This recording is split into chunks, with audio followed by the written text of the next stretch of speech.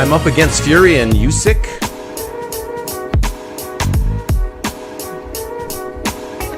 They don't have a chance against me. No. I've been running an experiment the last month. It's been very interesting. So this is the experiment I've been running. And this is for YouTube creators and for anybody. But I've been just going through stuff on YouTube that interests me, spending less than 10 minutes on making shorts of them and posting them. So if it gets my dopamine up or if I like it a lot, I will cut it up, make it short and sweet, under 60 seconds. No, make a short. I've done very few videos or live streams lately. And what's ended up happening is, and I'm not sure why YouTube is liking me, if it's all YouTube, but look what's happened.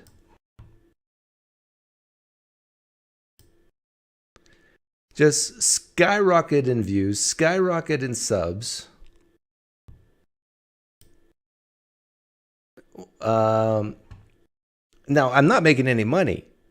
Let's be clear about that. When you make shorts, you don't really make money unless you're getting like millions and millions of views. But based on views alone, for those of you who are new here, welcome. Let me tell you a little bit about myself. I'm a conservative atheist, and I used to do a lot of videos on religion. And I I got bored of it. Very, very bored of it. And I think people could tell. And I wasn't having fun, and other people weren't really having fun. Maybe, I don't know. But now I'm having fun making these shorts. I honestly like it. It's a very nice hobby. But in terms of views, I am now bigger than Apologia. I'm going to pass Myth Vision soon. And a lot of other religious type channels that I used to follow or kind of be in bed with, the same genre. And it's kind of like I think the people in general are getting bored of religion. The people who really still like talking about religion are the people who feel bitter and who want to feel justified in, let's say, being an ex-Christian here in the United States especially. Or they're in the queer community and they got to beat up those Christians because they feel the Christians are beating up on them, those types of people. But for the most part, normal people don't even care anymore about religion. Although maybe they should, because one thing about religion, it does give a great sense of identity, whether you're Muslim, Christian. Muslim is, your Allah's your God, and you have to serve him through Sharia law, and you got the 5 pillars and so forth. In Christianity, you're a child of the King. Christ lives in you. In Judaism, you're the chosen people. I mean, strong sense of identity. And we're losing that in the United States of America, and it's causing people, I think, to act insanely. I really believe that.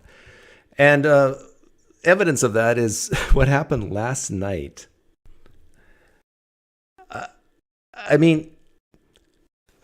Some people, I'm not saying this, I am not saying this, but some people would say that what happened last night in Congress, in one of the rooms on the Capitol, is the reason why, if women are not careful, they might lose the vote.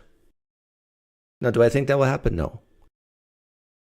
But there are some people might say that based on what they're seeing in Congress, what they're seeing in legislation, what they're seeing in governance all around the country, more and more men are going to be saying, maybe we shouldn't let women vote. I bet you anything, I don't know if there's polling data on this, but if you were to go, back to the 50s, 60s, 70s, and ask what percentage of men think women shouldn't vote, I bet you anything it's increasing. I think even a lot of women would say, maybe we shouldn't vote. Some people would say that. I'm not saying that, but some people would say that. And here's a clear example of a short I made yesterday. And this has been going around the internet like crazy. I think I got the best edit of it, though, because I got like everything under 60 seconds and I got the juicy parts that really made me smile. We're here about I don't think you know what you're here for. Well, you the one talking about. I think your fake eyelashes are messing up. No, ain't nothing. Hold on. How dare you attack the physical appearance of another person? Are your feelings hurt? Her words down. Oh, Girl, baby girl. oh, really? Don't even play, Baby, why don't you debate me? It's pretty self-evident. You're not. Yeah, you're not. out of order. You don't have enough You're out of order, intelligence. Chair. Somebody's bleach blonde, bad built butch body that would not be engaging in personalities, correct? A what now? I'm trying to get clarification. Look at calm down. No, because this is what like to y'all get do. through proceedings. So I'm trying to get Miss clarification. Crockett, you're not Y'all wanna recognized. play Miss games, I can't hear Crockett. you with your and yelling. You don't want Calm me to down. Be, Can no, you please calm don't down? tell me to calm down. Calm down. Because y'all talk Calm noise, down. and then You're can't out of take control. Because if I Look, come, Chairman, if I woman come here. and talk Outside to shit take a about break her, for 5 y'all minutes. gonna have a problem. Do you know what we're here for? Yeah, so this whole thing, I think, had to do with the Attorney General not giving up the audio tapes for when Biden, with the whole confidential document thing, they wanted to hear the audio tapes. I think it also had to do with the hush money case. I mean, I don't understand it all, and nor do I care to, but I just found this hilarious. Now, if people under 25, let's say, could not vote, I would say 2 out of the 3 women in this was Jasmine Crockett, Congresswoman, Marjorie Greene, Congresswoman, Republican, and AOC Cortez, Congresswoman. 2 Democrats, 1 Republican. 3 women. I wonder if women couldn't vote, if these 3 would be in Congress. I wonder if people under the age of 25 couldn't vote, if these 3 would be in Congress. Some would say, not me, but some would say that if we raised the voting age and if women couldn't vote, this sort of thing wouldn't happen. Now, let's be fair. Men fight too, but they tend to take it outside more so. It usually comes down to, but if you want some good, juicy word flow and gossip type speech, some would say, not me, but some would say women are better at men than that. I would never say that. So that's a short I made yesterday. Here's another short that I made I found hilarious. Reduced inflation from 9% down. Reduced inflation from 9% down to close to 3%. It was 9% when I came to office. 9%. I think inflation has gone slightly up. It was at 9% when I came in, and it's now down around 3%. Jared, why does he keep saying that? Well, first of all, let me point out that in that very quote you played, the president talked about how concerned he was for households. That's not what I asked you. So why does he keep misrepresenting this? He's making the point that the factors that caused inflation to climb to 9%. That's not what he said. He said it was at 9%. So if I can't trust him quoting data in real time, why should I believe what he's talking about now? So the annual growth in core inflation in the second quarter of 21 was in fact about 9%. And his You're lying. Neil. You're just lying. Well, hold on. I hear you. We have. I hear you. Oh boy. I remember hearing Biden say this live and saying, that's not true. Now, would I use the word lying? No, I think I would say he's mistaken. In order to lie, you have to know things. And I don't think Biden knows things in regards to economics. And with that whole annualized thing that his economic advisor was trying to say, well, what Biden said was when he came in office was 9%, and they brought it down to 3%. That's an annualized figure year over year. Yeah, it's not true.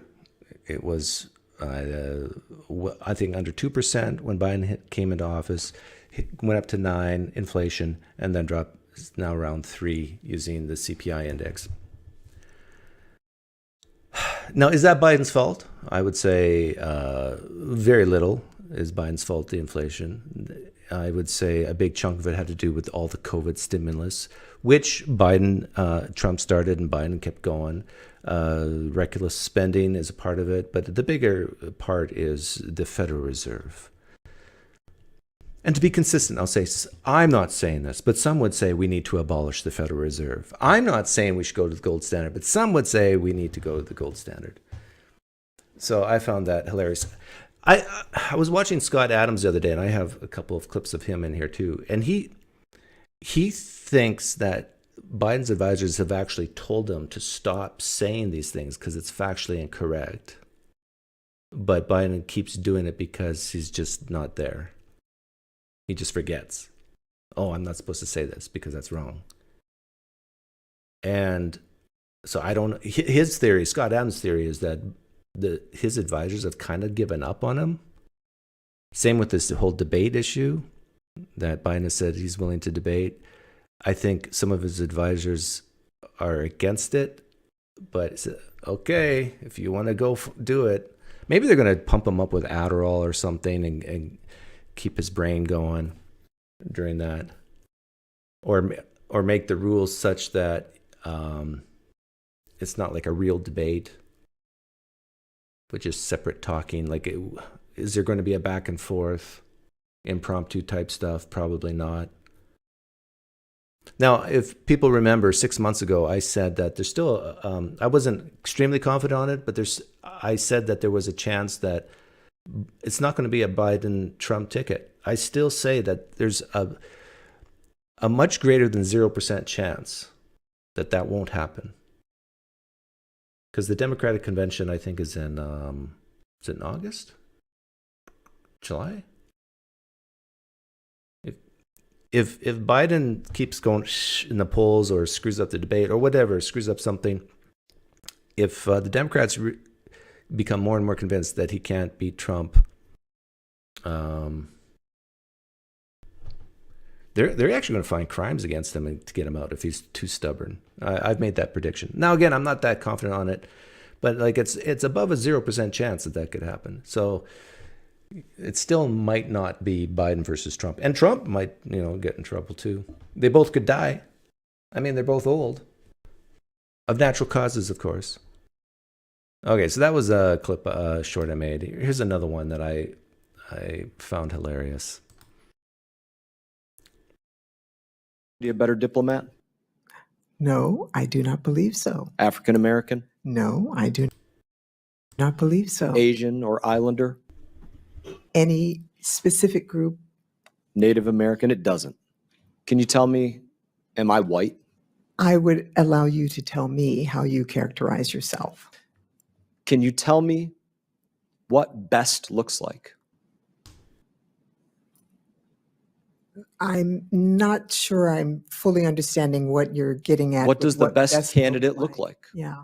I would say the best for the particular job can look like any one of us. We can't have it be that first we look for a diverse basket of candidates, as is your quote. And then after we look for the diverse basket, then we check the merit of that. Does being white make somebody a better diplomat? Yeah. So this lady, who seems like a very nice lady, was saying that I think she's quoted as saying that you first try to get a pool of people for a job, and it has to be a diverse pool, and then you look at the merit. And this individual, this guy, is saying, no. And he's a congressman. You find people of merit, and then maybe you can look at the diversity. That you got the order backwards. And if the merit is, let's say, for a particular job, you look at all the people who qualify to do the job, and they all happen to be Asians. So what? They all happen to be men. So what? They all happen to be black. So what? You got the best people. And then the question, like, am I white? That's a great question. Like, are my kids black? They're half black, half white. Are they white? Was Obama black?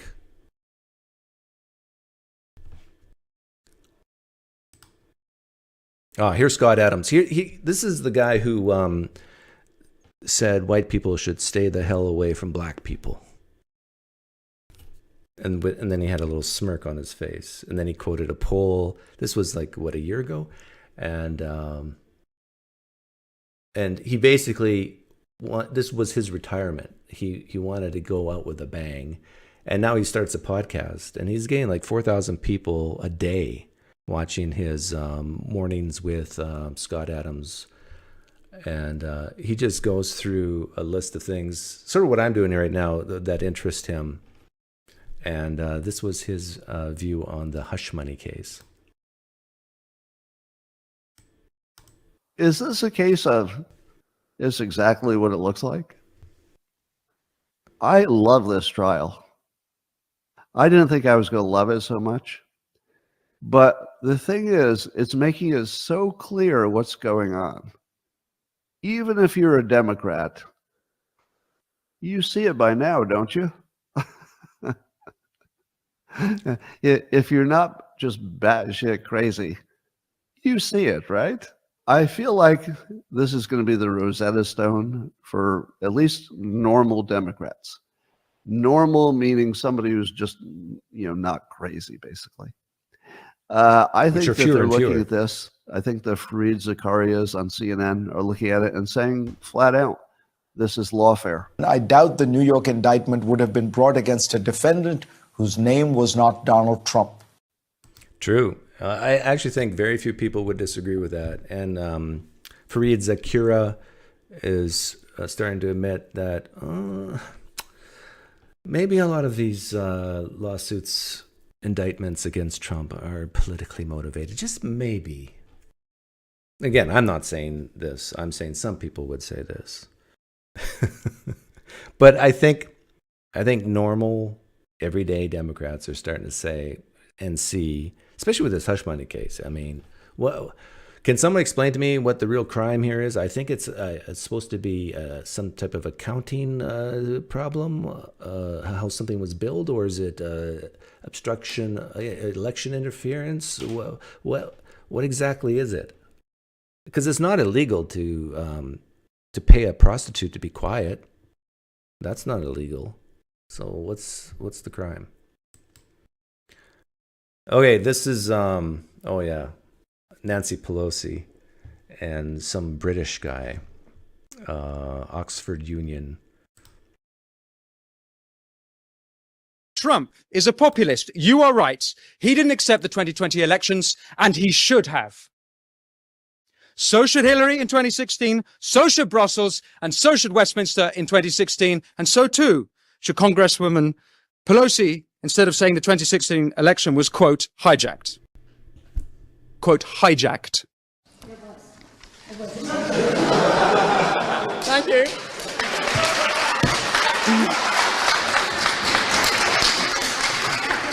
That we don't accept the results of. Okay. From the fabricated Steele dossier to trying to take him off the ballot in both Maine and Colorado, the Democrats are the anti-Democrat party. I'll tell you what is a threat to democracy. It's Brussels, DC, Westminster, the mainstream media, big tech, big pharma, corporate collusion, and the Davos cronies.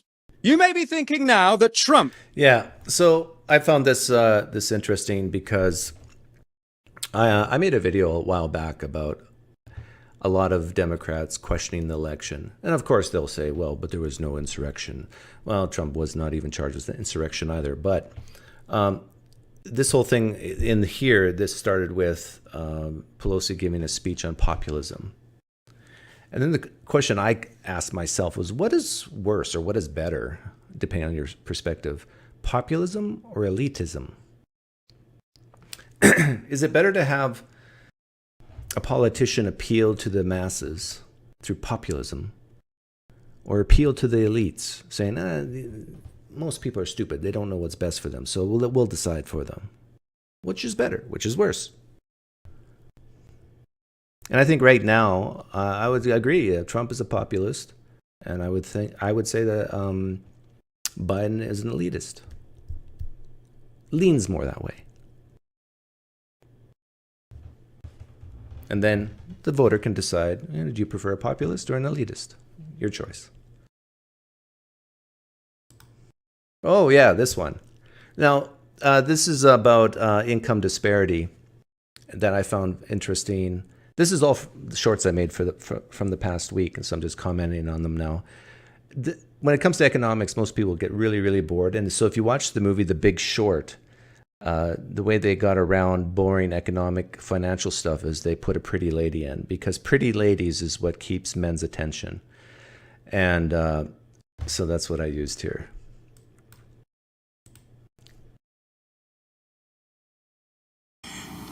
Economists think that if you have more of anything, you increase supply, its price will go down, except when we're talking about people.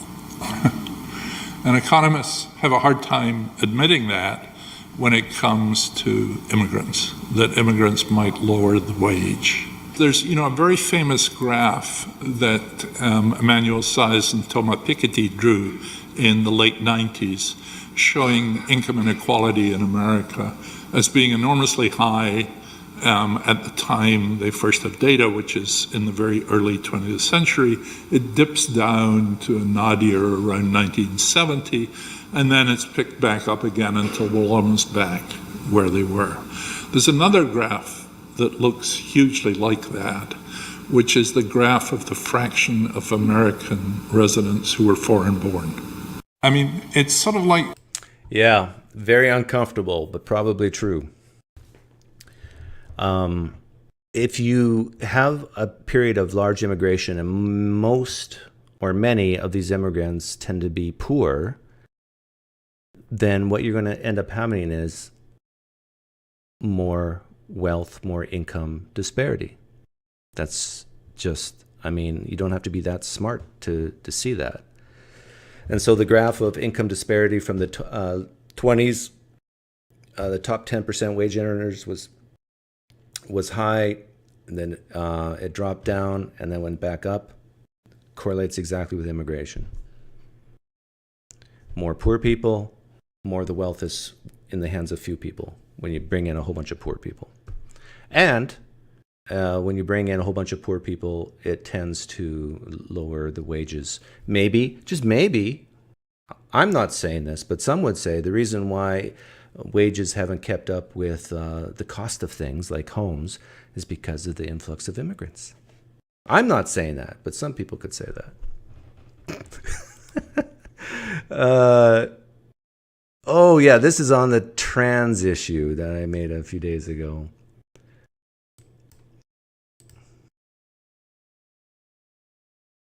To undress in the bathroom with boys who are also undressing? I am not going to be commenting on athletics rules that we haven't proposed. You can't say yes or no on that? I'd be happy to talk about a Title IX. If your daughter was reporting she felt uncomfortable in a boy's presence in a bathroom or locker room, would that be considered by your administration discrimination or bigotry? As an educator for over 25 years. You can't say yes or no to that? I'd love to respond to your question, sir. Okay, so yes or no. Would it be considered discrimination? She did not want that to happen. As an educator for over 25 years. Would you allow your daughter to physically fight and get beat up by a boy who called himself a girl? Yes or no? Be happy to, once we finalize our regulations on Title IX athletics. By the way, those are not very hard questions as a father. It's either yes or no, and you could not answer that. Would you force your daughter to undress in the bathroom with boys who are also undressing? I am not going to be... Okay, I don't even know if this guy's a father or not, but you can imagine being a father and very simply saying, no, I would not force my daughter to undress with a male if she felt uncomfortable with that. Well, even if she did feel comfortable with that, I wouldn't allow it if she's under 18. Like in a school setting. No. Why can't people answer questions like that?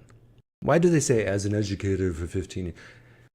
Is there a disability in politicians that they just can't answer a question, even if they know it might make them look like a schmuck or might not appeal to their in-group? Well, who cares? Just answer as honestly as you can. By the way, I think a lot of people on the right are scared.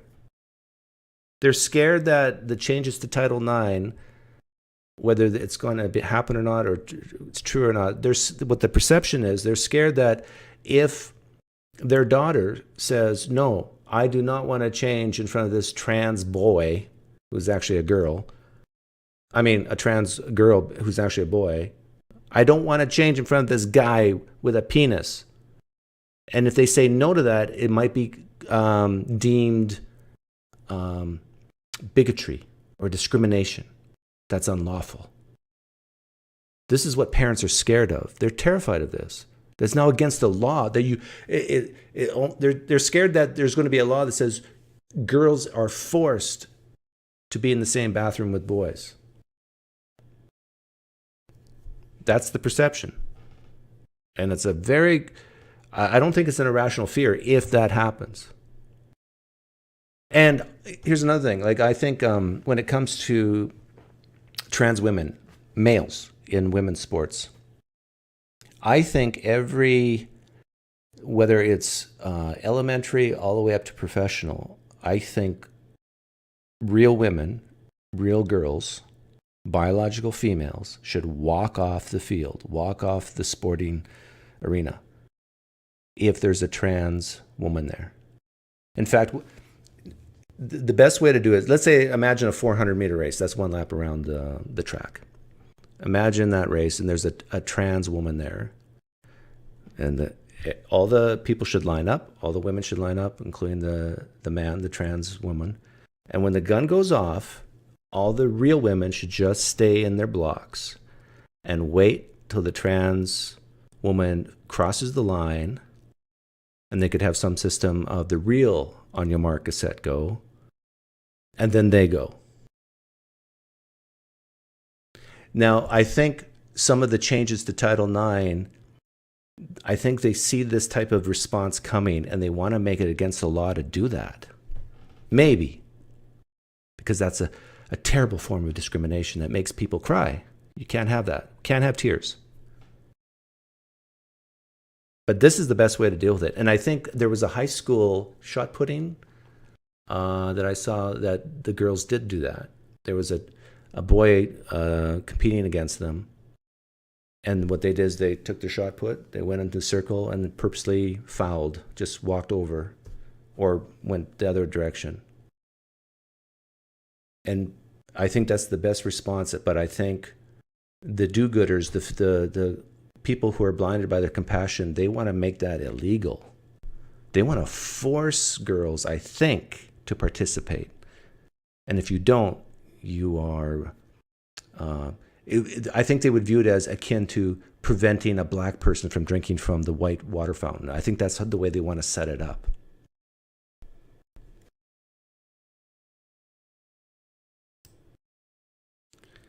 Biden should learn from Trump. Yeah, this is, what's his name? Fareed Zakira talking about that he was wrong and that Trump is doing well, and that actually Biden should start becoming more like Trump. I have a credible fear of persecution. And bingo, you're in the country legally. You get 2 court hearings. They could take 7 years. Meanwhile, you slip into the shadows of the economy. So the whole system is broken. And Biden needs to confront that and say, we're going to have to reform the whole system. I would wish he'd do something much more extreme, like say the old asylum system is dead. No one is coming in through that process. You have to apply from your home country. Which was a Trump policy. Which was a Trump, and also the Mexico, you have to be in Mexico to apply. I think that's all correct.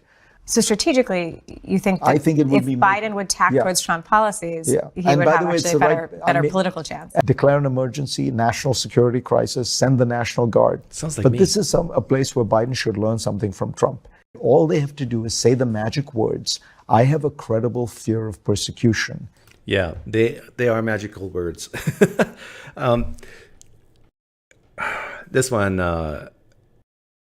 is crazy too. People are going insane, and I think it's because of compassion. Or maybe even chicanery.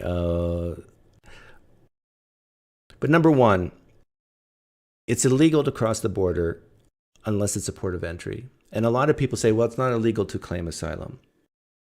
If I was to give you that and just say, but if you claim asylum by doing something illegal first, you are presumed ineligible for asylum. That's a law. You are presumed to be ineligible for asylum if you cross illegally. Now, there are rare exceptions, but that's the law. And so what's happening is what didn't happen under the Trump administration, or at least very, very rarely, is people are coming across, and as Fareed said, they just say the magic words. They come across illegally and they say magic words. I feel persecuted in my country, whether that's true or not. And then they can be in the country for up to years. And we don't really know much about these people who are coming across. Now, if they were truly, truly being persecuted in their home country, and they wanted to come for the long term, stay in the United States for the long term, why wouldn't they go through the port of entry? The people who are not going through the port of entry are probably 99% of the time the people who know, I'm not going to win my asylum case. I mean, I'm not even really being that persecuted. I'm just here for a better life so I can send US dollars back to my parents. This is what's happening. And we're not getting the best, the brightest, the healthiest people into this country. We're causing more wealth disparity, income disparity. And then, of course, you got the problems of them getting money and getting even access to maybe college, definitely health services and all this, when citizens in this country are not getting the same. Maybe this is, some would say, maybe I'm not saying this, but some would say this is a way to get a universal basic income. If enough Democrats start getting mad at Biden and saying, hey, these immigrants are getting all these perks, all this cash, free housing, free food. Why can't we? You're right. Peasants of the world, you're right. So all of you get it now. Maybe that's the strategy. Oh, this is James Carville. He's been around. If you're under, 30, you probably don't know this guy. But he is a political strategist consultant for, was it Clinton? Yeah, I think Clinton. But he has his opinions. He's actually married to a Republican, so they were famous for that reason. And this is, I put him to the bad Titanic music because he was whining and complaining how nothing's working.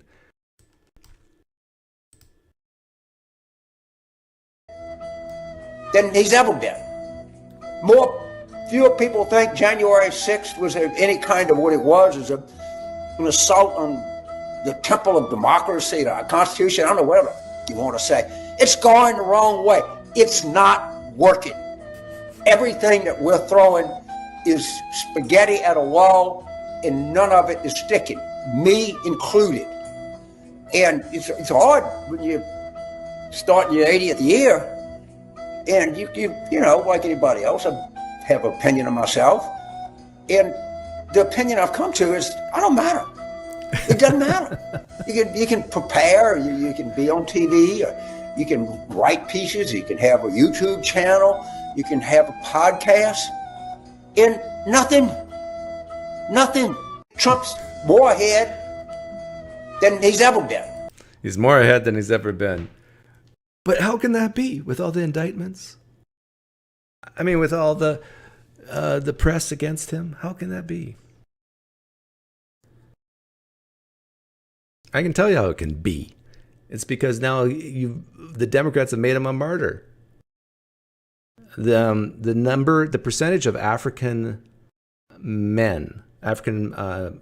black men, African American black men, I should say, who support Trump is like, it's going sky high. And maybe it's because they feel like Trump is like one of them now, falsely accused, mistreated. I mean, it's Democrats are shooting themselves in the foot with how what they should have done is just ignored him. But they're so angry at him for some reason. He triggers in them some fears, irrational fears that they just can't ignore. Okay, here's Bill Maher on the Stormy Daniels case. For years to put Trump on trial, and it is all just going away. They blew it at every term. It's Stormy or bust. If this one doesn't work, and she's a bad witness. But you say it's not a Me Too case. It is not a Me Too case. I mean, I wasn't assaulted. I wasn't attacked or raped or coerced or blackmailed. They tried to shove me in the Me. By the way, what's her name? E. Jean Carroll. She said something similar, that Trump didn't rape her because rape is sexy. That's what she said. Box to further their own agenda. And first of all, I didn't want any part of that because it's not the truth, and I'm not a victim in that regard. That's not what she's saying now. She's talking about he was bigger and blocking the way. It's all the Me Too buzzwords. She said there was a power imbalance of power, for sure. My hands were shaking so hard. She said she blacked out. Blacked out? She's a porn star. The Democrats have had 4 years to put Trump on trial, and it is all just going away. Yeah, this is terrifying news for some Democrats. I mean, it's just obvious he's a criminal. I mean, Robert De Niro said that there's no redeeming qualities in Trump to even play him as a character. I mean, so apparently the Stormy Daniels case has to do with, what is it? Either election interference or campaign finance. The money wasn't funneled the right way.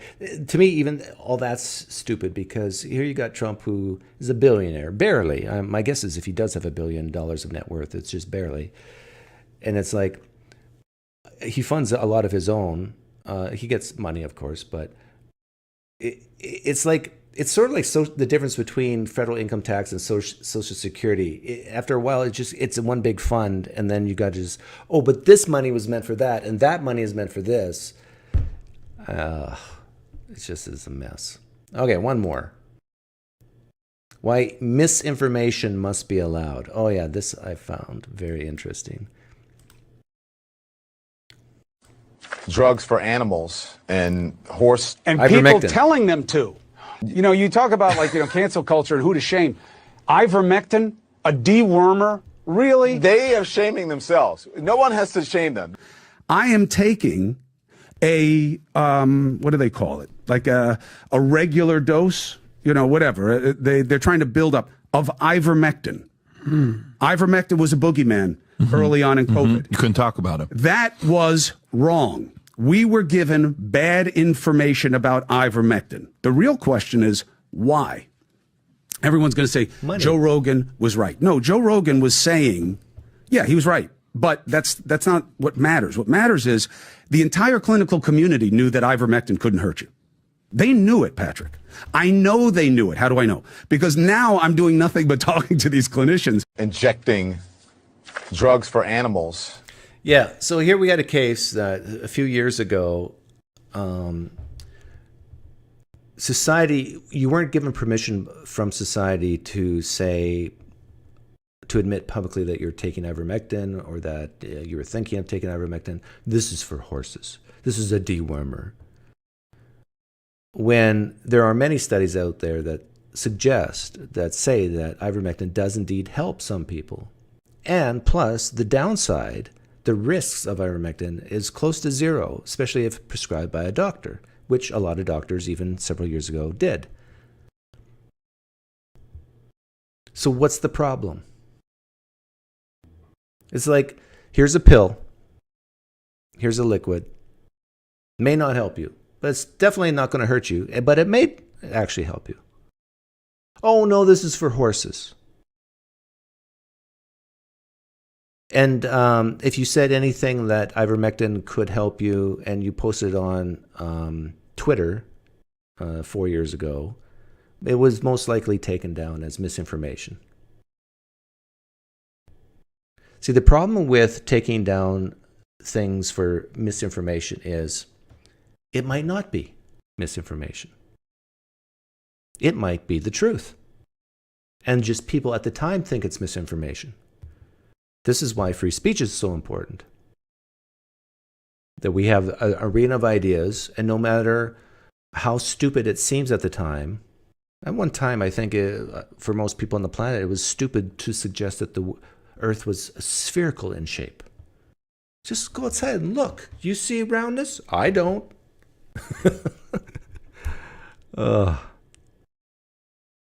And it seems like it comes mostly from the left, this fear of misinformation because, people are stupid. This gets back to the elitism thing versus populism. We really can't trust people to think for themselves, to maybe even question things.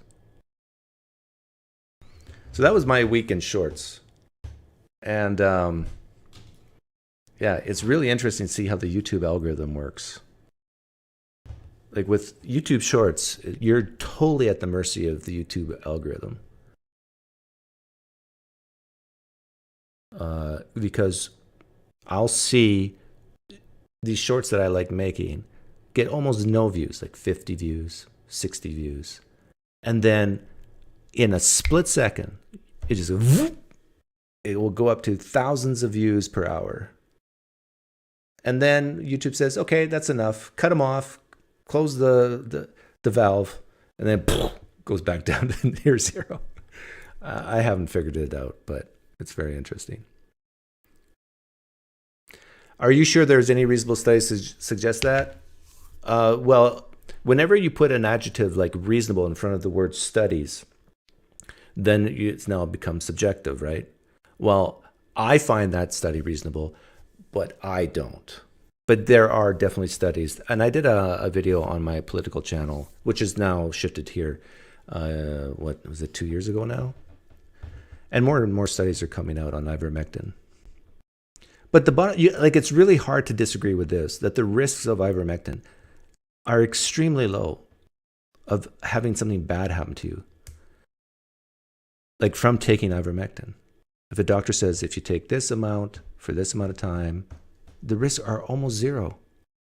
And if it's true that it can help some people, what is the frickin' problem? The problem is you're going to take ivermectin in lieu of something else. Well, that's a different argument.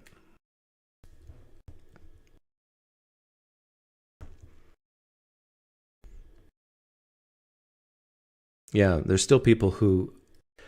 It's almost like the world needs to give people permission to question things or to say something that is maybe a minority view.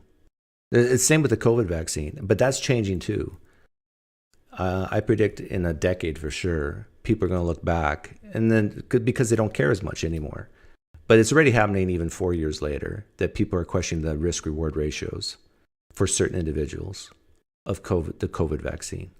But 10 years from now, society, my prediction is society is going to give a broad permission to question it.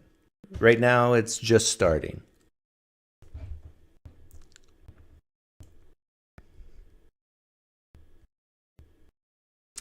If it's Bernie Sanders versus Trump, who do you think would win 2024? That's a good question. I still think Trump. Because Bernie he doesn't have a big enough base, in my opinion.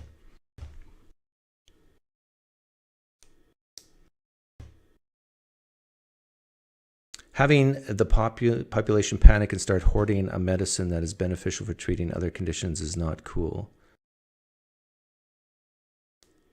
Hoarding are you talking about hoarding ivermectin? I mean, ivermectin is cheap to make, cheap to get. And again, if you think there's no studies that show that ivermectin does indeed help, I think you're wrong.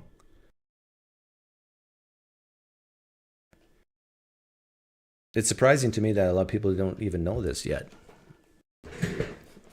they're still under the illusion that, oh, everything I was told 3 years ago is correct. So I don't need to think about it anymore. By the way, Chris Como, it's not clear to me if he's suffering from long COVID or if he is suffering from the effects of the COVID vaccine. He hasn't come out and said what he believes, but he hinted towards it. That I think he believes that, this guy, Chris Como, I think he believes that the vaccine hurt him more than COVID did. That's another thing. For some people, they need permission to even consider that.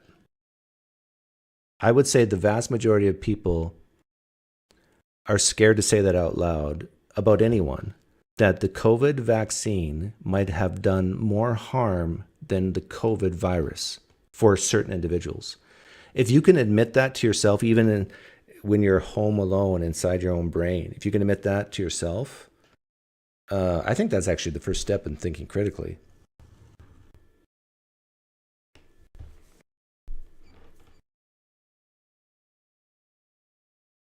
Are there any of the Trump indictments that you think are legit and worth pursuing?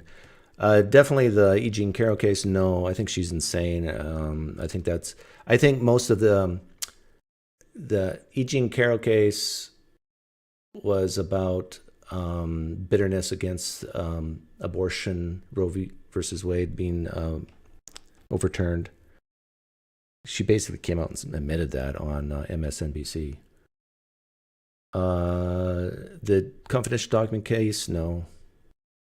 The Georgia case, I think it was highly unethical, but I don't think it was illegal. Again, that could be subjective. Oh, speaking of diversity, equity, and inclusion, I wonder how many Democrats are looking at Fani Willis and wondering, I mean, she screwed that up so badly. Maybe she just got in because of diversity. I wonder how many Democrats are thinking that way. Because Republicans are thinking that way. At least some of them. The fake electors case is probably the strongest one. But again, like that Jack Smith screwed things up.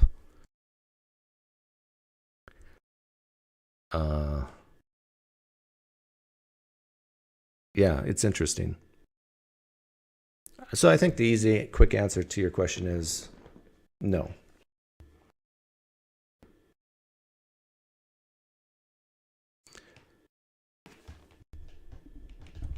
Jefferson says it's a good med, but I haven't seen anything that shows it helps with COVID. Well,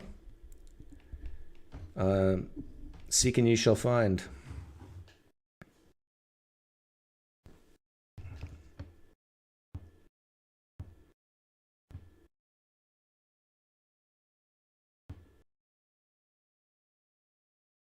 Do you think the vax did anything to you? Yeah, I do think so. I think it caused me to have blood clots, very tiny ones. Yeah, I think it definitely did something to my nephew. Within hours of him taking the vaccine, he collapsed he took the vaccine, maybe it was the day later. He collapsed on the rhesus field. Then they had to monitor him very closely with a heart monitor. My sister is still suffering from the effects of the COVID vaccine with extreme allergic reactions, like years later. Yeah. And I went through this on many live streams, that if you look at how many people go to the hospital from a serious side effect of the vaccine, like they have to be hospitalized or go to the hospital with a serious side effect, and then look how many of them would go to the hospital if they had severe COVID. For certain demographics, the risks of the vaccine outweighed the benefits. And again, you have to, for a lot of people to even consider that as a possibility, for a lot of people, they have to be given permission to even consider that, to even think about that. especially if you lean left. You have to be told by someone, okay, we now give you permission to consider that as a real possibility.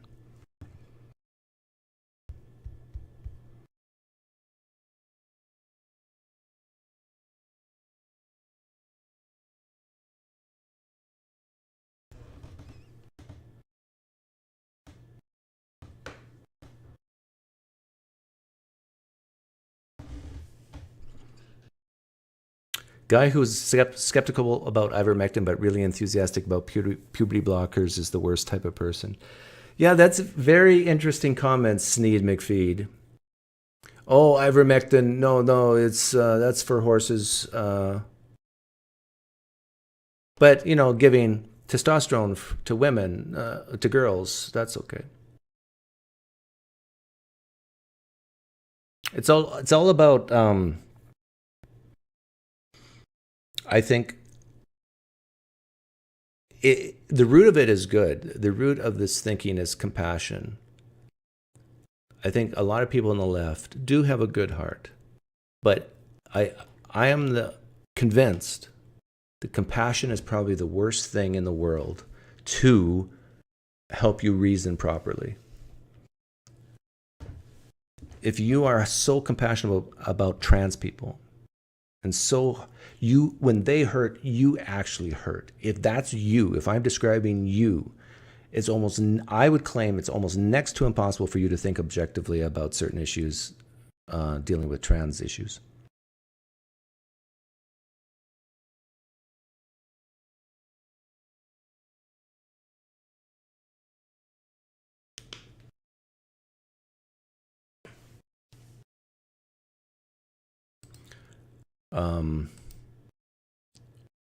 I want to get back to this women in voting thing, because one of the first shorts, if you came late, I played was this debacle that happened last night at the Capitol. Do you guys agree with me that there is more and more men who are questioning whether women should vote? Or is it just me seeing stuff on YouTube?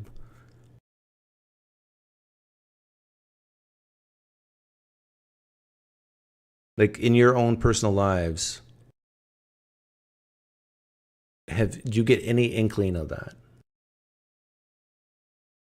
Like when I was at a conference in Phoenix with Reed, I talked to a guy who basically said that women should not be allowed to vote.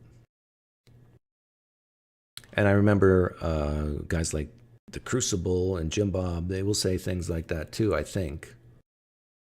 And Pearl Davis, is that her name? So there's a lot of YouTube channels talking about it, but is that actually hitting the real world? I don't know. But what I said earlier about compassion is probably the biggest hindrance to figuring out what's true. And I think when it comes to negative emotions, women, they tend to have more empathy and they tend to be affected more negatively than men on negative experiences.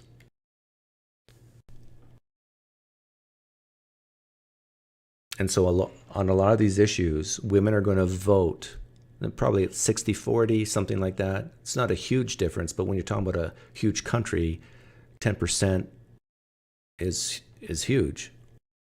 So if women tend to vote 60% one way, men tend to vote 40%. If you remove the women's vote, everything changes on certain issues. Like, given the way politics is in the United States right now, if this next election coming up in November, if it were illegal for women to vote, Democrats would not have a chance. They would not win. It wouldn't even be close. And the reverse is true. If men couldn't vote in this upcoming November election, Republicans would not have a chance, would not even be close. Democrats would win in a landslide. What I just said is true based on exit poll data.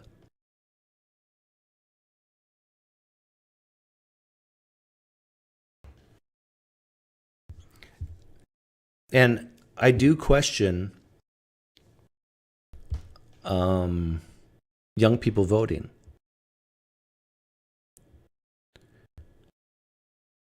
Like, in order to rent a car, you have to be 25. You have to have enough experience in driving in order to rent a car.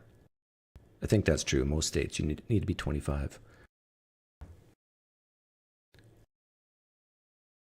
So what if we were to up the age of voting to 25, except for maybe if you are in the military or you have like a year or more of community service? Democrats wouldn't have a chance, I don't think. If nobody under 25 could vote, Democrats, I don't think, would have a prayer.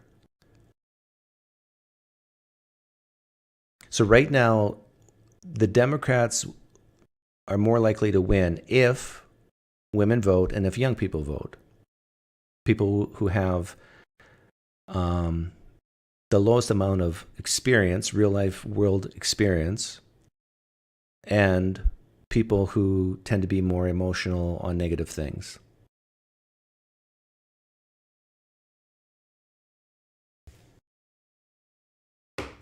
Unless their vote aligns with PineCreek Doug's, then they can vote.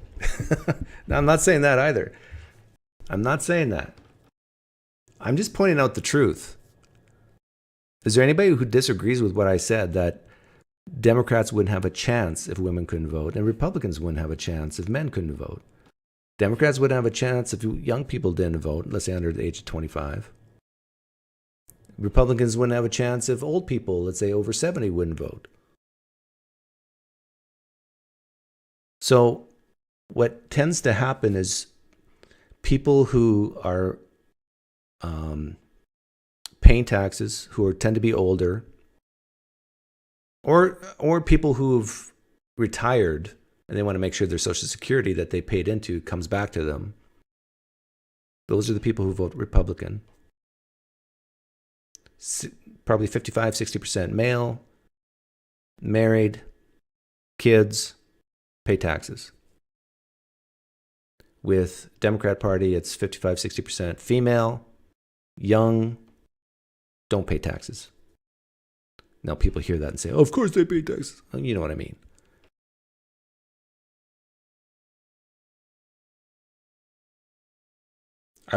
I've looked for data on that, and it's really hard to find.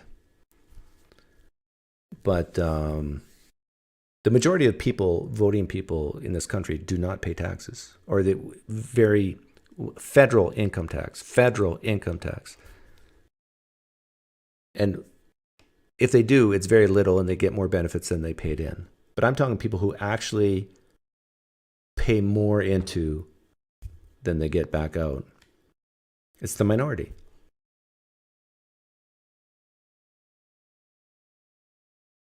Yeah, I agree, Pablo. Young people don't vote in the same percentages as older people.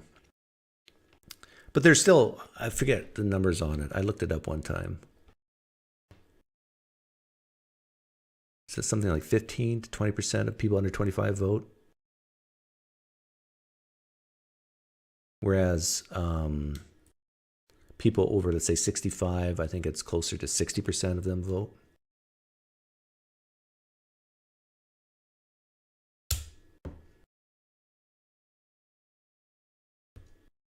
What did I say that was crazy?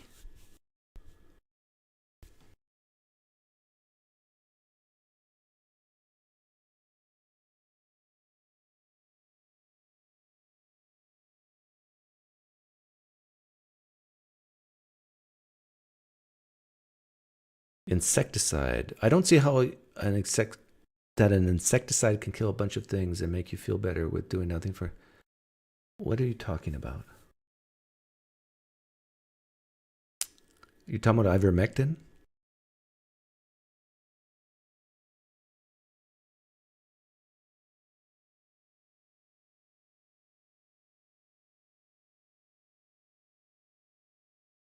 If only men could vote, the Democrat platform would be way different than what is now dependent to men. Yes, John Smith, I agree. If women could no longer vote, both parties would change.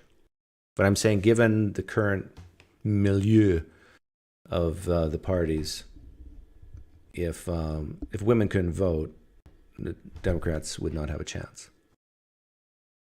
They would have to shift and pivot to being a new type of party.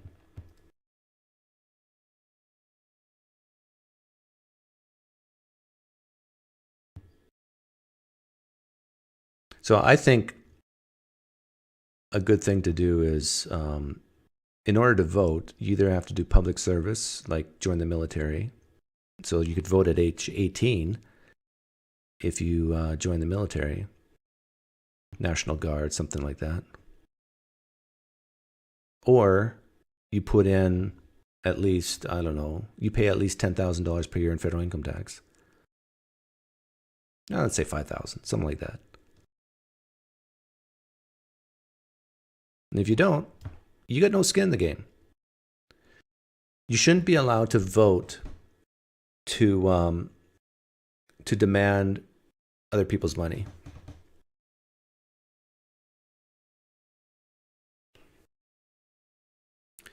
But like for the people on the left, Democrats, they don't view the money you earn as your money. It's society's money, so you need to give it back. True story. Some people on the left think that way. So when you make money, it's not really your money. It's the money that the stupid people have allowed you to have for a time. And then you got to give it back to the government, who will then redistribute it back to the poor people. It's just a money laundering scheme.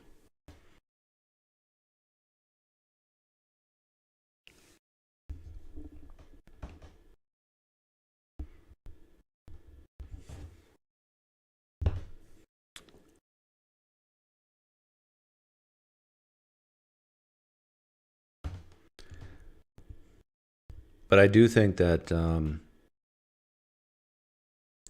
if society gets more and more insane, more and more men are going to say, maybe women shouldn't vote. Don't think that can't happen. And if you're the type of person that says, but Doug, the Constitution says women can vote. You know, we live in 2024. If the vast majority of men decided that women shouldn't vote, the Constitution is not going to matter. It comes down to brute force.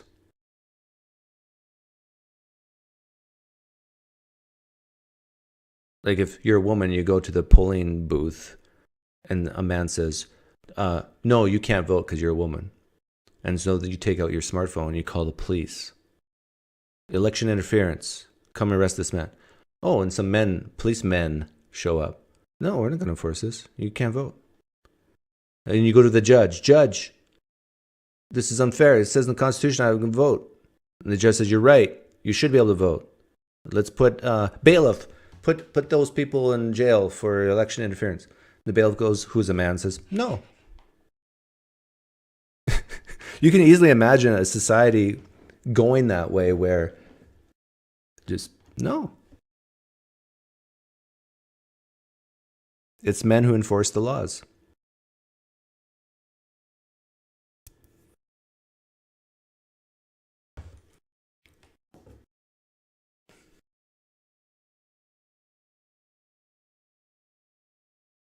I think it's pretty hard to disagree with that.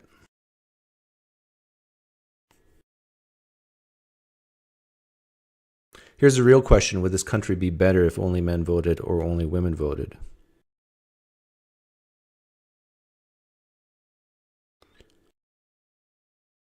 Yeah, that's the question.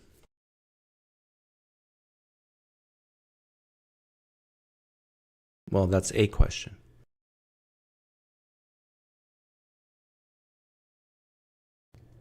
I'm not saying you shouldn't vote, Stephanie. I think women should be allowed to vote.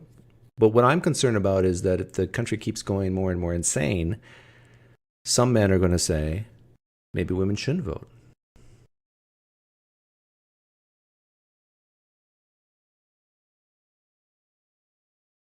Instead of income tax, how about only property holders, like half an acre or more? I think that I don't think that would work today, because some people choose to buy different types of assets other than real estate.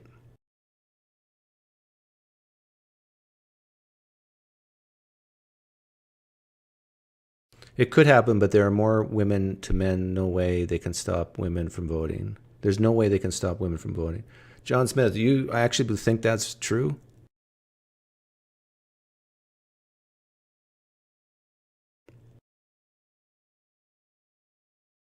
And you got to remember, when women got the right to vote, first of all, men gave them that right. That's the truth. And I think there was, what percentage of women did not even want it? Does anybody know the answer to that?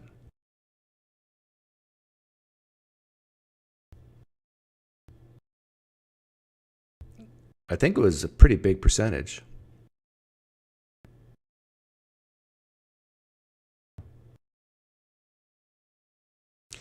If taxpayers above a certain percentage voted. Well, yeah, you got to be careful using percentages. I would say because of loopholes and so forth, effective tax rates might be better, but I think just raw dollar numbers. Like if you think about, if you were to compare the United States of America as a club, a membership club, most membership clubs, they don't have a tiered system. It's like, okay, we got a golf club. In order to become a member, you have to pay $10,000 per year, or $10,000 entry fee, and then $1,000 per year, something like that.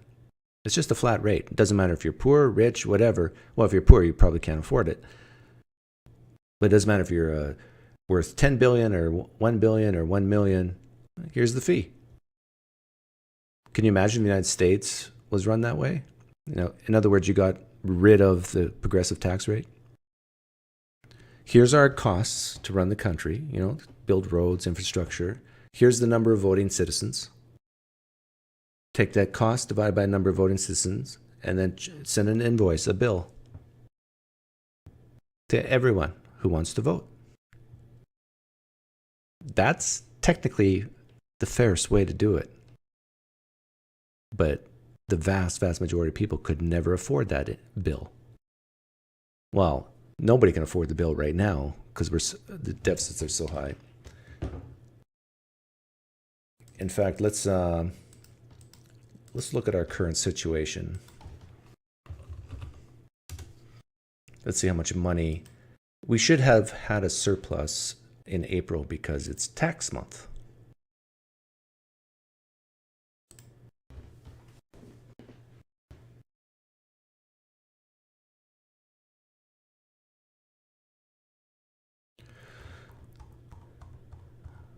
Okay, so this is the monthly Treasury statement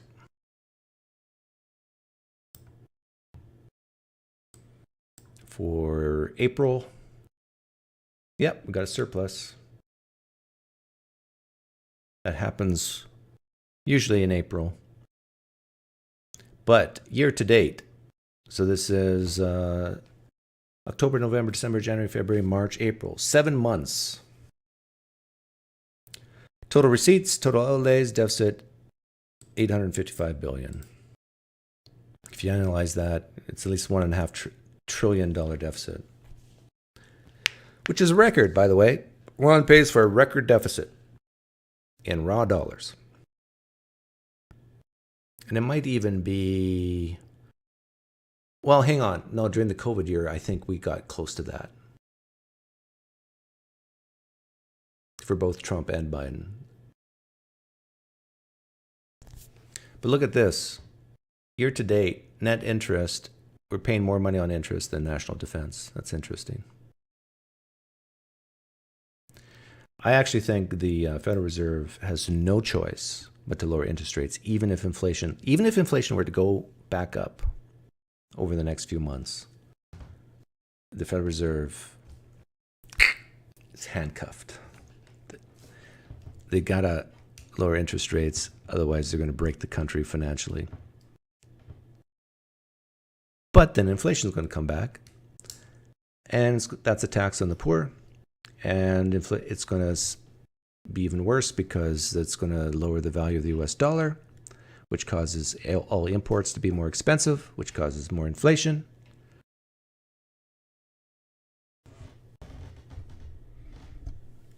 Interest to who, says Pablo? Yes, 80% to the American people, 20% to foreigners. I think it's actually up to 23% to foreigners now. So what's the solution to the debt problem, if you think that's a problem? If you don't think it's a problem, then you're one of the insane people. The solution is default. You actually think you can earn enough money to start paying down the debt?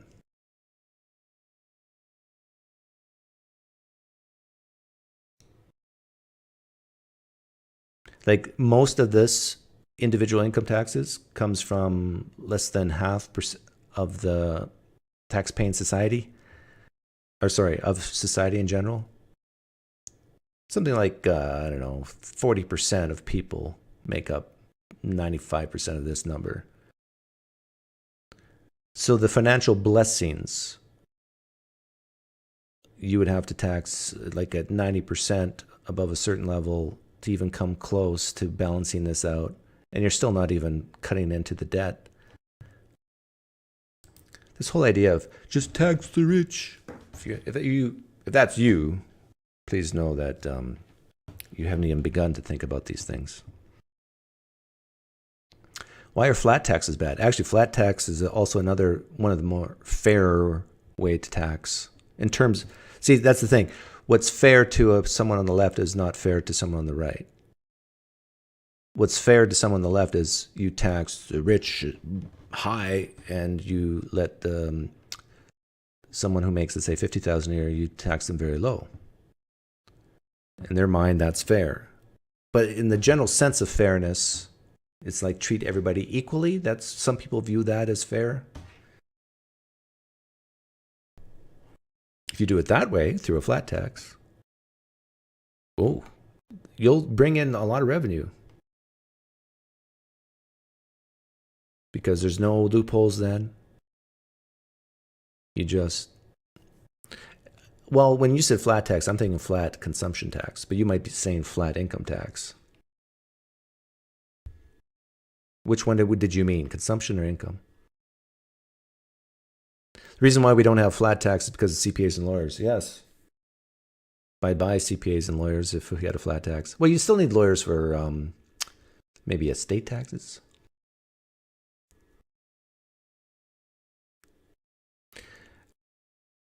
With Jefferson Spatchcock, I brought up the idea that you're better off having very low income taxes, even for the super wealthy, and then higher estate taxes after they die. That you would actually make more money to the treasury by doing it that way. Because you do not want to punish, take money away for future investment if they get a good return on their money.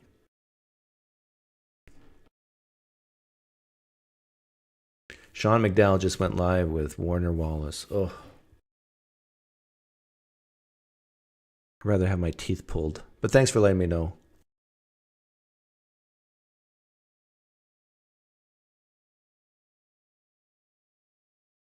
Does anybody want to come in?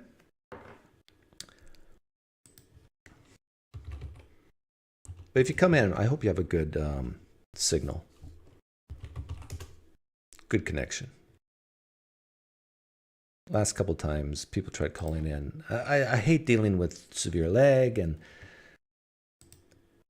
if you're in a car with your air conditioning blowing, don't call in.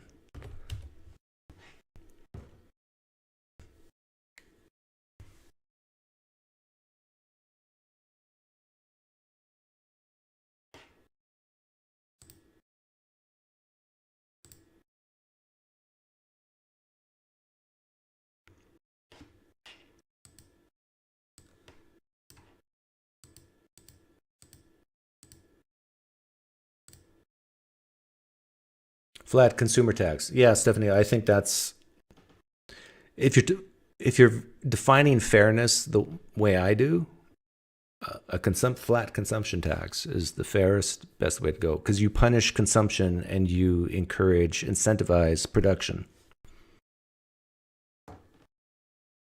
So it gives more hope to young people in a way, because if you're a young person and you just started, you finally got a good job, you're making $100,000 a year, and you're happy, and it's like, I'm thinking starting a family, whatever, but you're being taxed. And, you're still single. You're thinking of starting a family, but you're still single. You're being taxed, 20%. You don't have many deductions yet. Man, I wish I could keep that $20,000. Well, if it's a flat consumption tax, you could keep all that. You live with your parents, or you live in a shack. You take the bus to work, and you save for a decade. I mean, I had a cousin who worked most of his life tax-free, income tax-free, because he worked in embassies around the world for teaching embassy kids, or I'm not sure embassy kids, but schools around the world, got paid in US dollars, tax-free. It was so easy for him to save money.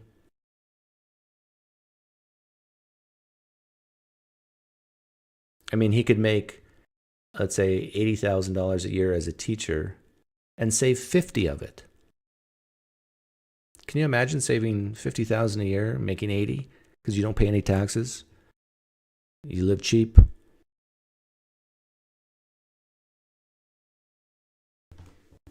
Can't do that in the US.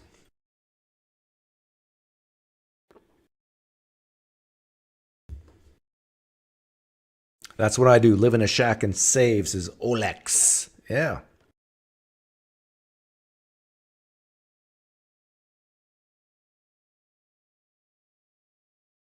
Room's open if somebody wants to come in. Tell me why women should vote. I'm not saying women shouldn't vote. I'm just saying some people, with the insanity they see, like this whole puberty blocker thing, that tends to be, I think, 60% women, 40% men. Well, actually, it's probably lower than that, but it's, that the difference is that men support that more than, women support that more than men because of feel sorry forism, compassion.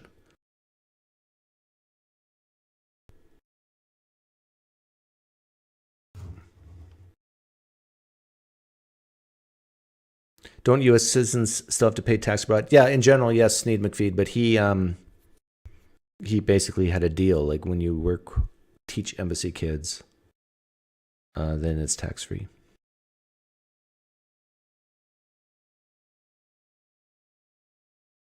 $100,000 a year, that's a good one. Actually, to have a family of 4, I just read the other day, and it depends where you live, of course, but basically you have to make about $150,000 a year, 180, something like that, to be comfortable, to not be worried. If your household income is not $150,000 a year and you have kids, odds are you're struggling.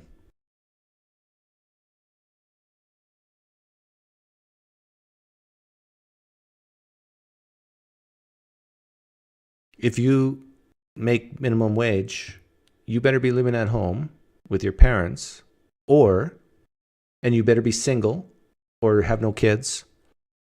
Or I guess you could live with a bunch of your friends, like 10 of you in a house with 3 bedrooms and 2 baths.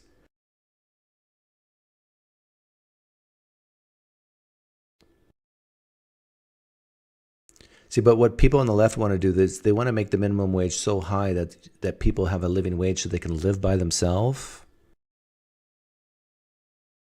That's not what minimum wage jobs are meant to be. Minimum wage jobs are meant to be for young people who are just starting out, who are probably still living at home, or who tend to be okay with living with 5 other people in a small house who share deodorant and toothpaste. That's what minimum wage jobs are supposed to be for. If you are a man and you're making you're at a minimum wage job, and you support, like, let's raise the minimum wage because I can't feed my family on that. You're not supposed to feed your family on that. You screwed up if you're trying to feed your family on that. You probably did a crime or made stupid choices in your life where you're in a situation where you're at a minimum wage job and you got 2, 3, 4 kids. You're a financial burden to society, and we have to bail you out.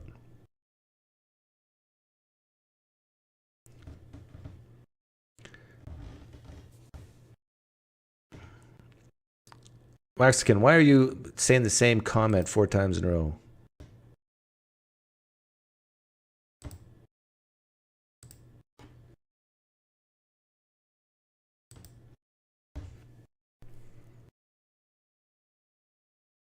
That's correct, Stephanie. See, Stephanie, even though you're a woman, you say some things that are correct once in a while.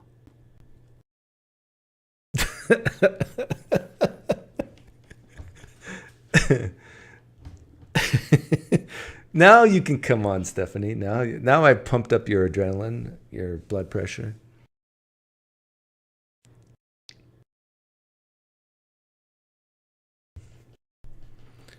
When you immigrated, were there any attempts by the government to encourage cultural assimilation beyond low-level English proficiency? Well, I'm from Canada, so I taught the immigration people how to speak the Queen's English at the time. But no, to encourage cultural assimilation? Not really. And again, English was my native tongue.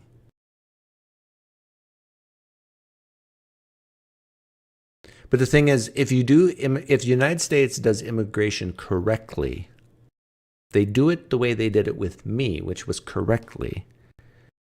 Immigrants are typically the most productive and safest people in society. Because I've been checked and double-checked and triple-checked in many ways in many areas of my life. But if you do immigration incorrectly, it can be one of the worst things. Just ask Europe right now. Or ask ourselves here now. Stephanie says I can't handle her. I can handle women. You women don't scare me. You want to arm wrestle, Stephanie? Let's arm wrestle.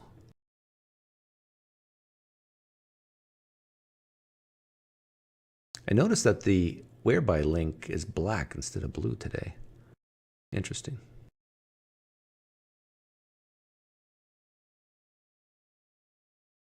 See, my daughter makes minimum wage right now, and she's saving 100%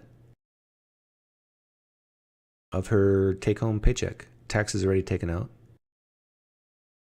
She lives at home for free. I told her that as long as she's being a maid in our house, cleans up after me, her mother, herself. She doesn't have to clean up after her brother. And is follows the rules of the house. She can have room and board for free. So she's saving at least 99% of her paycheck. If she can handle living with her parents, and if we can handle living with her for like 5 more years, she conceivably could have $100,000 saved up by the time she's, I don't know, 26, 25, 27, depending on her wage growth.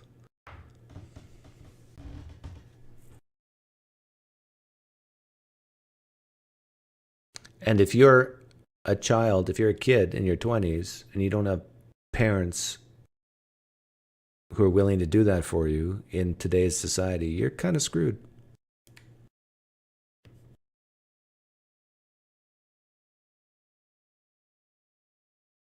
Because it's not cheap to live out there nowadays.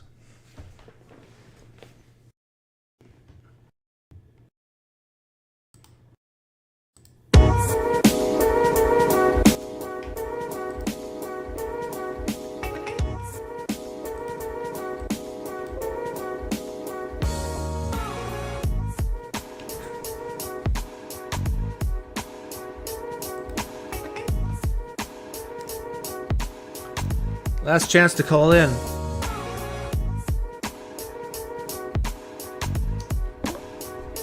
Oh, see, I play the music and then they call in. Wilhelm. Let's see if I can hear you. Say something. Hey, Doug. There you go. Okay. So you agree with everything I said? This live stream? Maybe, maybe not. You're very quiet. I don't know if. Let me try to bump you up here. Okay. Say something now. Testing. Yeah, that's better. Okay. Why did you call in? What do you want to talk about? Well, I was curious. I heard that same point from Andrew Wilson on the, if all men decided women can't vote. I'm curious what you think the conclusion of that point is. Conclusion is exactly that. If men chose not to let women vote, women wouldn't vote. Andrew Wilson's right. So that you don't think you can draw any broader conclusions from that? Oh, broader conclusions of that. Well, one could say one broader conclusion is that men don't want women to vote, who, if it got to that point where they don't allow them to vote. But that's pretty obvious. I mean, I guess it just seems like a rather pointless thing to say. I mean, if all people not named Doug decided that people named Doug can't vote, like, I think you'd also be out of luck. I'm not sure. Like, I don't really see the point in making that kind of an argument. Oh, okay. Yeah. The point in making that argument or saying that is to show that it doesn't hold true if, let's say, women said men can't vote. It's a vacuous statement because they can't enforce it. But it's not a vacuous statement because men could enforce it, because the idea of might makes right. So one of the arguments against women voting is because they can't defend it. They can't defend their right to vote. Men have to do it for them. Right, but I mean, like I said, you could make the same argument. Like, should people not name Doug? Like, if they decided that people named Doug can't vote, you also wouldn't be able to defend your right to vote against all people not named Doug. Right, I don't think we can really draw any conclusions from that kind of an argument.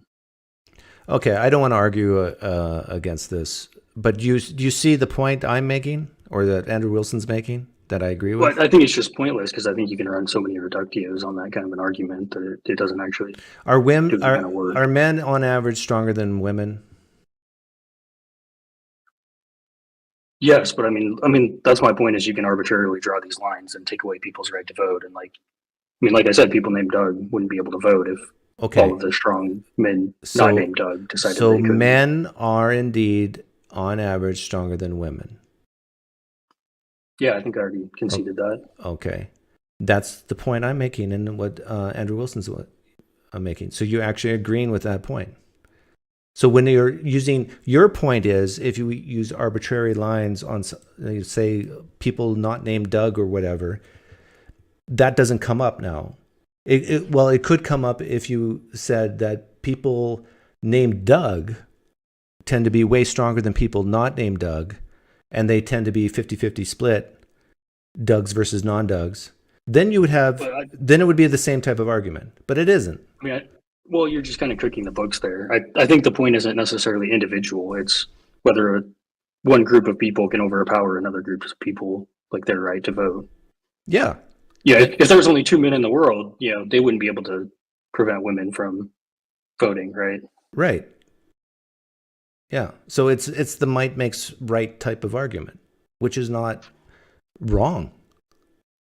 Like, it's same with wars. I think it's rather pointless, right? Because I mean, like I said, you can run the same argument. You're just repeating yourself, William. Well, you don't seem to be getting the point, though. I'm not getting your point. Okay. Let me try it a different way. Like, if all the psychopaths that were willing to sit at a polling station and with an AR-15 and shoot people, like if they all decided nobody else was going to vote, they might be able to take that right away from people, right? By doing that. In the world? I don't think you can draw it. In the United States? No, because there's psychopaths only make up less than 7% or 2% of the population. Well, okay, draw whatever you want that's a larger group. That's why I use like the Dougs and non-Dougs example, right? Well, no, Dougs and non-Dougs doesn't make sense either, because Dougs make up less than 1% of the population. Yeah, correct. That's the point, is that like it's not necessarily about, individual might makes right. It's about group, whether one group can overpower another group. Right, and so the group's division in this case is men and women. Correct. You can run an argument using the exact same form, the exact same kind of reasoning, to say that Dougs are dependent on non-Dougs for their right to vote. Because oh my goodness, let's say we have a group of men, and it's 50-50 on whatever criteria. Okay. As soon as you say 50-50, you're cooking the books against counterexamples, though. Women and men are about 50-50, William. Yeah, correct. It's testing the form of the reasoning, right? Because the form of the reasoning is like, if X group of people decided that Y group of people shouldn't be able to vote, then Y group of people wouldn't be able to vote, right? That's the form of your reasoning. And I'm saying you can run a reductio on that using things that I think end up with absurd conclusions, right? If we're making an analogy between men and women, should we or should we not have a 50-50 type deal? No, because I don't think that's the relevant. I don't think the 50-50 is the relevant point. I think the relevant point is whether one group can overpower another group. Okay. So what's the issue? Why are we talking about this? So it sounds like to me, you agree with that women can't defend their right to vote because they would be overpowered by men if men chose to do it. So you agree with that?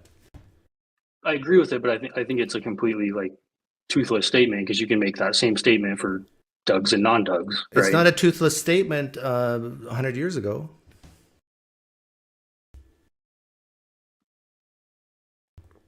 Well, the form of the reasoning is the part that it doesn't actually do any work, right? The form of the reasoning doesn't do any work. What does that mean?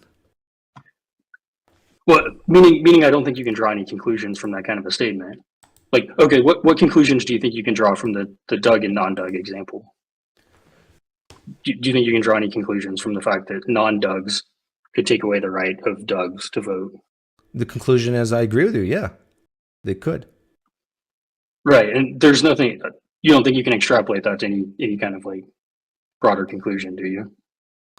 Help me. What broader conclusion could I extrapolate to? That's my point. I don't think there is one. I think people like you and Andrew, you seem to be making kind of some kind of a broader point that no, the point, patriarchy and women shouldn't be able to vote or something. And I don't think anything like that follows. The point is the truth, that if men decided women couldn't vote, then guess what? Women wouldn't vote.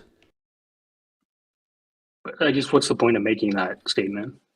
It's to show that some people give that argument as a reason why women shouldn't vote, because they can't defend their own right to vote. Okay, I mean, would that be an argument for Dougs not being able to vote because they couldn't defend their right to vote against non-Dougs? Yeah. And you think that'd be a good point if somebody made that point?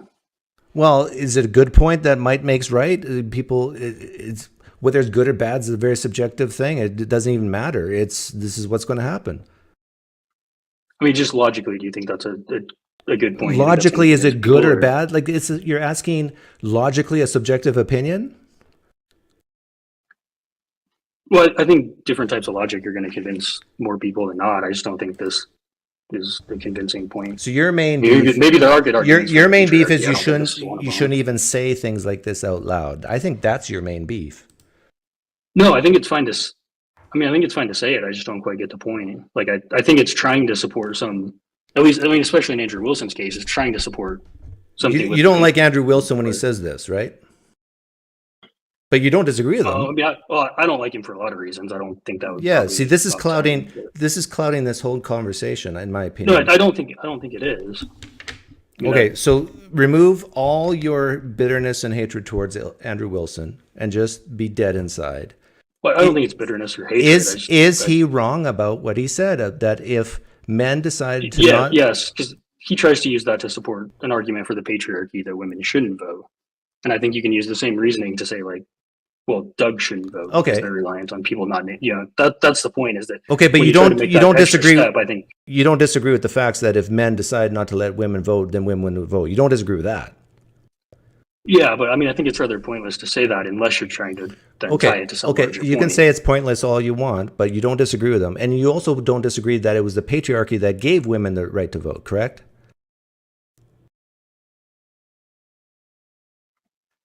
I don't know. I'd have to look at the history of that. What? Probably. I don't know enough about it, to be honest. Do you believe there was a patriarchy? I'm fine conceding the point. Do you believe there's a patriarchy today? Yeah, I don't know. There's. What can you define what patriarchy means? Probably not very well. I mean, it's going to be like some kind of structure. You notice what you're doing now? You were standing here. Now you're backing up. And well, no, I mean, I can tell you how Andrew defines the patriarchy. But I mean, I think a lot of how people does use the Andrew word in a define lot the of different patriarchy? ways. Well, I think for him, it's like a male dominant, men are in charge, men can only vote, or the only ones that can vote. Right. Men are providers, women are in a subservient Society is run by men, basically. I don't think everybody would probably use that same definition, though. That's why I said, I mean, I think, it's not like I've taken any classes or done a lot of reading. A year before women got the right to vote, who ran society, men or women? Which aspects of society? Voting aspects.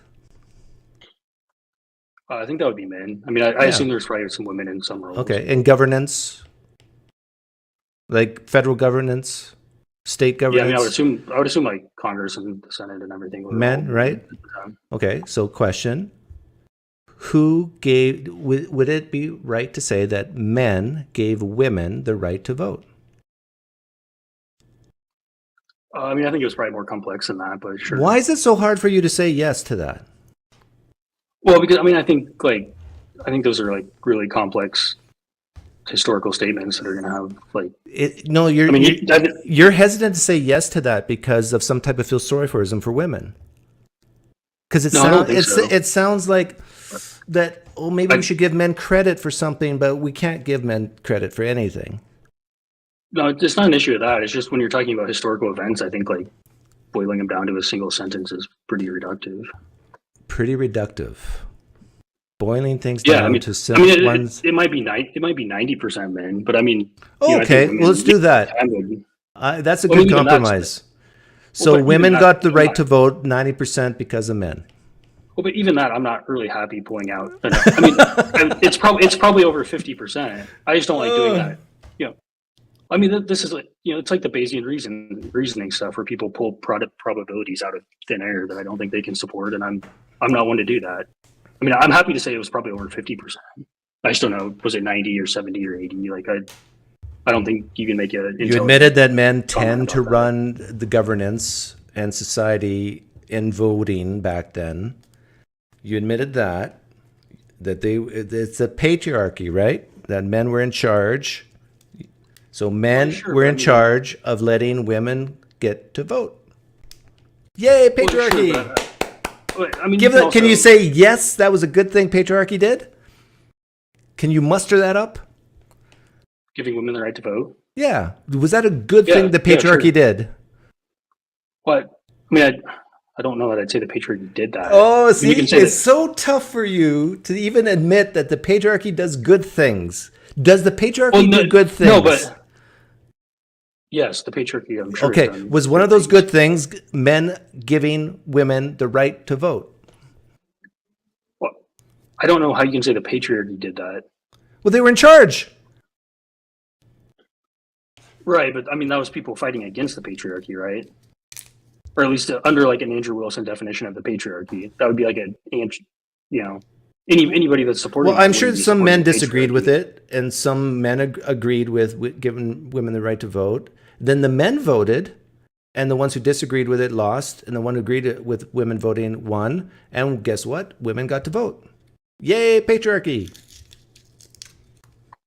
Yeah, I mean, it feels weird to attribute that to the patriarchy. But yeah, it feels weird to you because No, it feels weird because it's like an anti-patriarchy thing, right? Like you're saying like the patriarchy dismantled itself, which like wouldn't be patriarchy. Oh no, no, Like, the patriarchy is alive and well today, isn't it? Well, I mean, I think there's a lot of like reification that goes on talking about the patriarchy. Reification? What do you mean by that? William, you have this bad habit of just throwing out these words and treating it as like a person or like a real thing rather than like an abstraction around a group of people. See, this is a huge problem, and why I think Andrew Wilson actually smokes people in these conversations, because if they admit that the patriarchy exists today, then, you know, your argument, well, why would they vote? The patriarchy couldn't have done this because they would vote to their own demise. But they're still alive and well today, so the patriarchy still exists, and the patriarchy did this wonderful thing in allowing women to vote.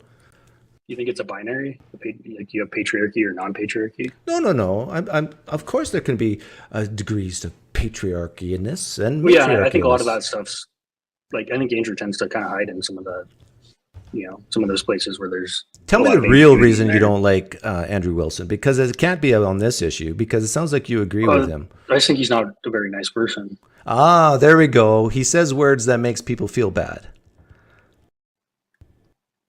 Yeah, I mean, I don't see anything wrong with disliking someone because they do that. Okay, no, that's fair. If someone bullied your kid at school, would you not dislike them? Yeah, I understand. Has he bullied any of your friends? I mean, that's just work. No. Okay. Has he bullied you? Who has he bullied that you're upset? Well, I think just in general, he's kind of a bully. Okay, but in order to be a bully, you have to bully someone, right? You can't. Can you be a bully in general?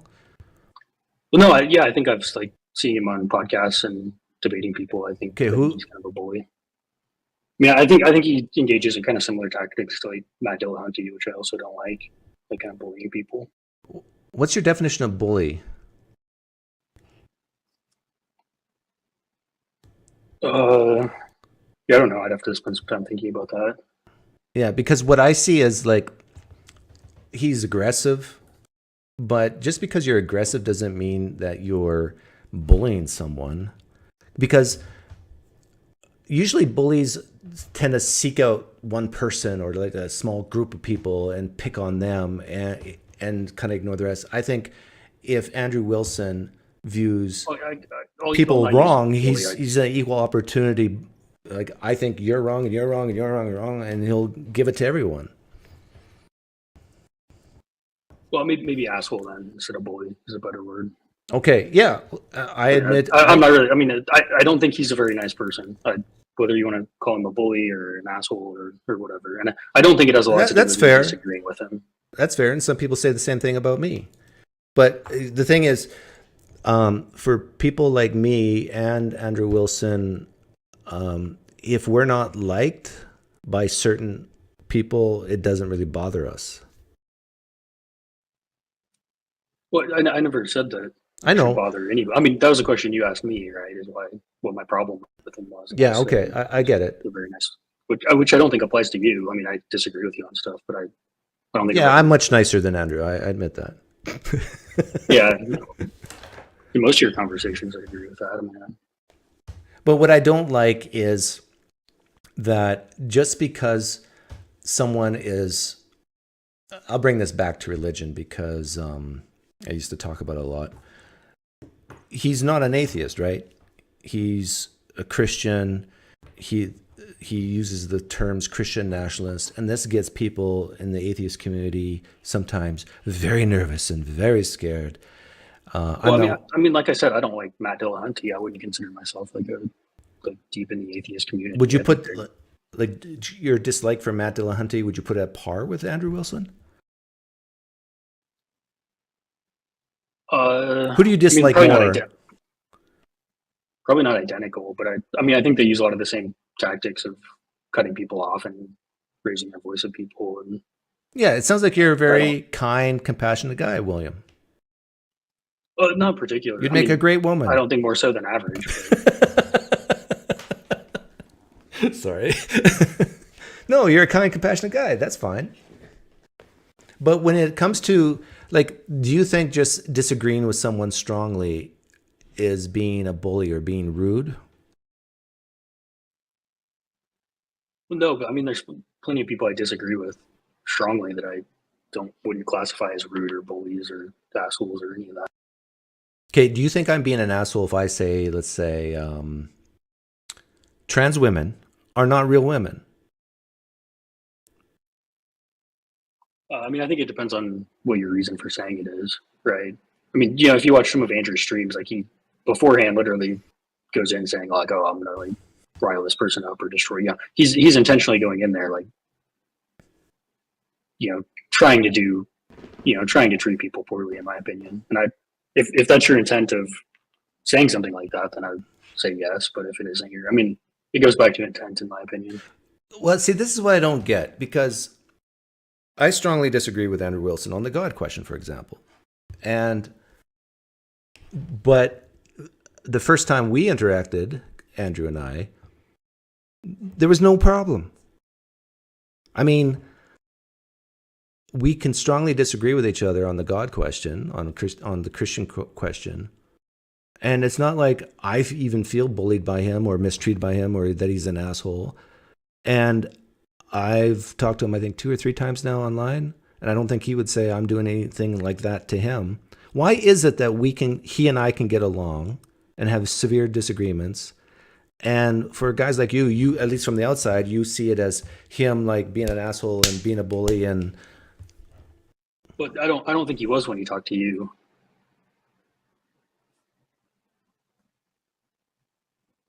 Why do you think that is? If he's an because I don't think apologetics is primarily what he does. I think most of his stuff is politics, and I think you guys are aligned on a lot of political issues. Okay, so it's because we agree on more things than not politically. You think that's why he's nicer to me? Yeah, I think that'd be part of it. I mean, from what I've seen, it seems like he treats women worse than men with interactions that I've seen. I'm not sure how much derogatory language you want me to repeat that he's used when talking to him. I disagree with that. Like I've watched him interact with that panel of people. What's it called? Probably the Whatever podcast. Yeah, the Whatever podcast. Oh yeah, I think he treats women pretty terribly there. Like, I think he treats them like men. He treats them equally. I think he even admits on there that there's a difference between like a woman with a high body count and a man with a high body count. I think he like deliberately, like explicitly says he treats them differently. Like in talking, because it's not really seen these people in real life, like on the street. I mean, I know he's made that comment before that there's a difference, and I think it manifests of how he. I've never seen him go after any of the like more conservative. Usually they have like 1 or 2 conservative women on there, but I think because of his religious beliefs, he would say, well, not even religious beliefs. He would say a woman who has a low body count is better than a woman who has a high body count, especially when it comes to marriage. And I think the data even backs it up. They have a higher chance of the marriage working and staying together. So, well, I guess I brought that up because he treats men and women differently. I think depending, the same body count in a man, he'd treat. Okay, but we all treat men and women differently because we're different. Men and women are different, right? In some ways, yes. In some ways, no. In general, men and women are different, right? I mean, I'd say in general we're much more similar. We're all the same species. So, but I tend to treat women better than men in my real life, honestly. Now, is that wrong of me to treat women differently than men? Am I being chauvinistic, sexist, if I treat women better than men in general? Depends. I mean, I think if you look at studies, like that probably manifests in bad ways in some cases and good ways in other cases. I actually think most men if you talk over him in a boardroom, that probably wouldn't be great. If you hold the door open for him, that's probably fine. Well, but what if they talk over men in a boardroom too? Like, wouldn't it be sexist to not talk over a woman in a boardroom when you talk over men in a boardroom? Because you're saying, oh, it's the woman. I can't really treat that person the same. Well, no, I think can't there's take studies it out there. I'd have to look at them, but I think there are studies about like women kind of being treated worse in business environments where they've I don't know how robust those studies are, but I think they do tend to point in the direction of women tend to get treated a little worse in business environments. Maybe that's not true. I don't know. I'd have to pull up the studies. Anyhow, William, thanks for being on the hot seat. Yep. Yeah, good talking to you. See ya. You can treat women well and still have wrong attitudes, says Stephanie. Well, who cares about attitude? Why should attitude matter? Would you rather would you rather me treat you, Stephanie, really, really well and have a terrible attitude inside my head, or have a great attitude inside my head, but everything I do ends up causing you pain, like real pain, because I'm just, let's say, incompetent or whatever?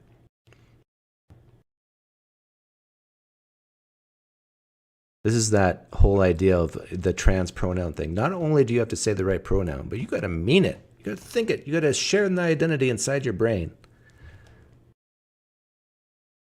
This is like the whole thought crime idea in Christianity.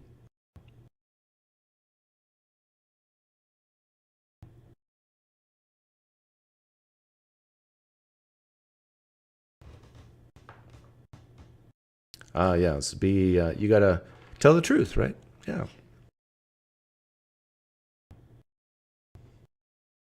But some people say that to tell the truth, to be straight with someone, can be a dick move, can be being an asshole. And the example again is the trans issue, where I've said, I'll use your pronoun, but I'm going to tell you the truth. My attitude is, I see you as a man and you're saying you're a she. I don't see that. So I'm being upfront and honest, letting you know my attitude. But a lot of people, trans activists, would say that's a dick move. You got to keep those thoughts to yourself. You got to be fake nice.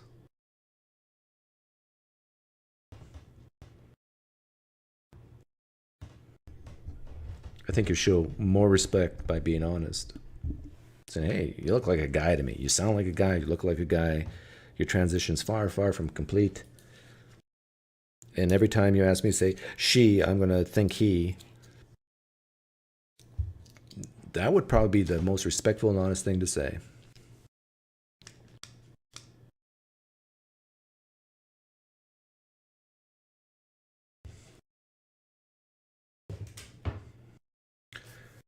Doug, look how he treats Brian on there, who disagrees with women on there. Is Brian the host? What's it called? To me, all that's icky stuff. It's like they bring on these somewhat attractive girls just to sell views, I think, and then talk about how troubled their lives are.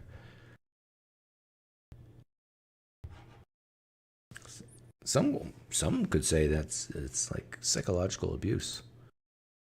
And I mean, I don't want to abuse anybody psychologically.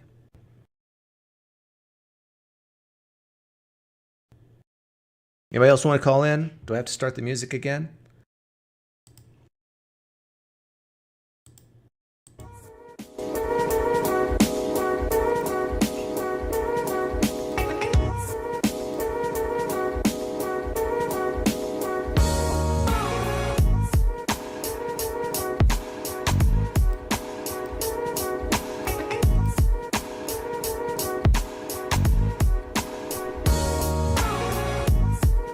Last chance to call in.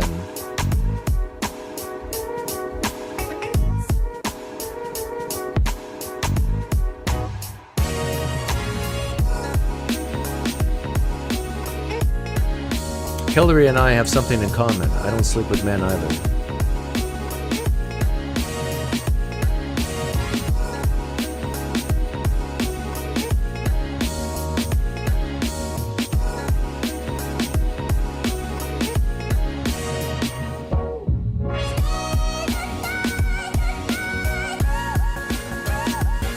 I actually think, like, I know people disagree with me on this one, but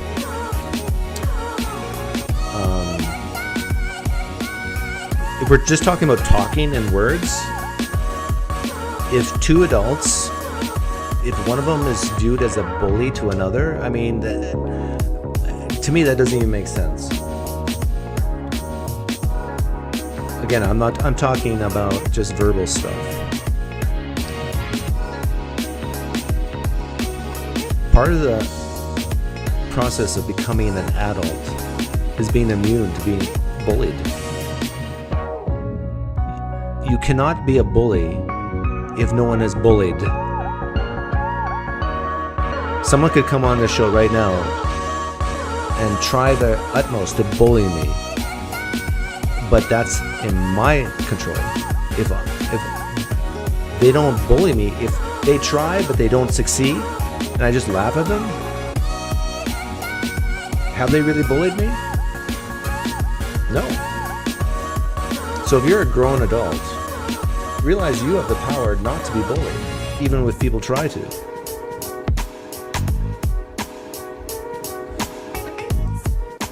Poof.